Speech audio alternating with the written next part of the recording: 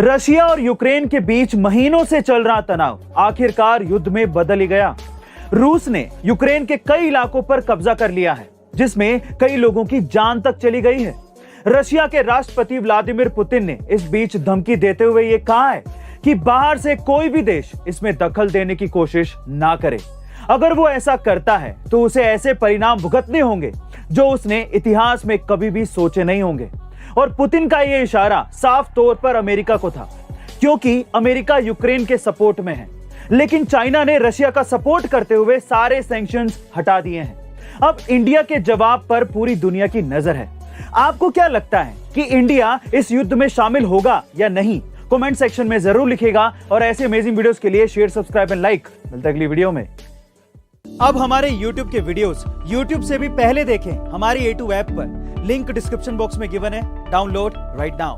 Guys, Pakistan में लगातार बढ़ रही महंगाई ने हाहाकार मचा दिया है और इस महंगाई का अंदाजा आप इस बात से लगा सकते हैं कि घरों में यूज होने वाले एलपीजी सिलेंडर की कीमत 12,000 रुपए से भी ज्यादा हो गई है।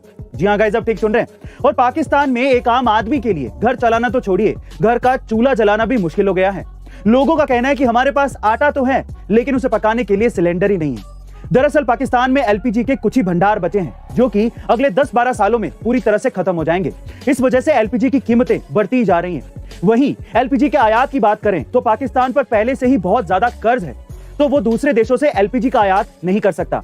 गाइस, आपको क्या लगता है कि पाकिस्तान लगातार जो आर्थिक तंगी झेल रहा है, उसकी असली वजह क्या है? कमेंट सेक्शन में जरूर लिखिएगा और ऐसे अमेजिंग वीडियोस के लिए शेयर, सब्सक्राइब एंड लाइक। मिलते हैं अगली वीडियो में।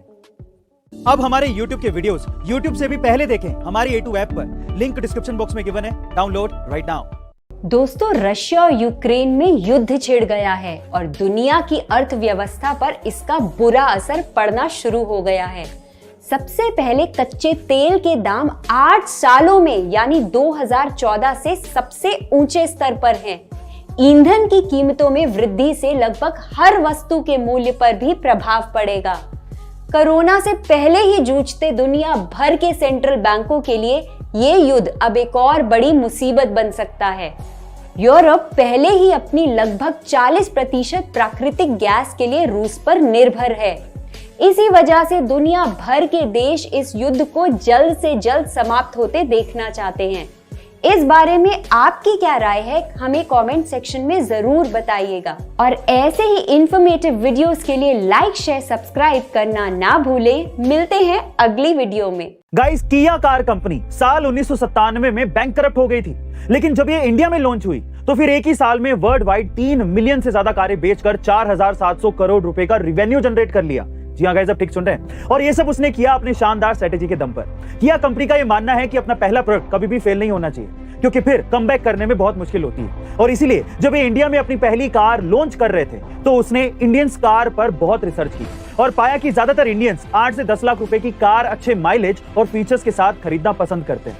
तब जाकर उन्होंने एक मिनी एसयूवी लॉन्च की, जिसका नाम था किया सेल्टोस, जिसने पहले ही दिन 6,000 बुकिंग उठाई और अगले 3 महीने में टोटल 85,000 बुकिंग उठाई और सारी कार कंपनियों के होश उड़ा दिए। और महज 2 साल के अंदर किया इंडिया की टॉप 5 कार कंपनियों में शुमार हो गई। गाइस, किसी भी बिजनेस को सक्सेसफुल बनाने के लिए स्ट्रेटेजी बनाना बेहद जरूरी है। ऐसे अमेजिंग वीडियोस के लिए शेयर, सब्सक्राइब एंड लाइक। मिलते हैं अगली वीडियो में।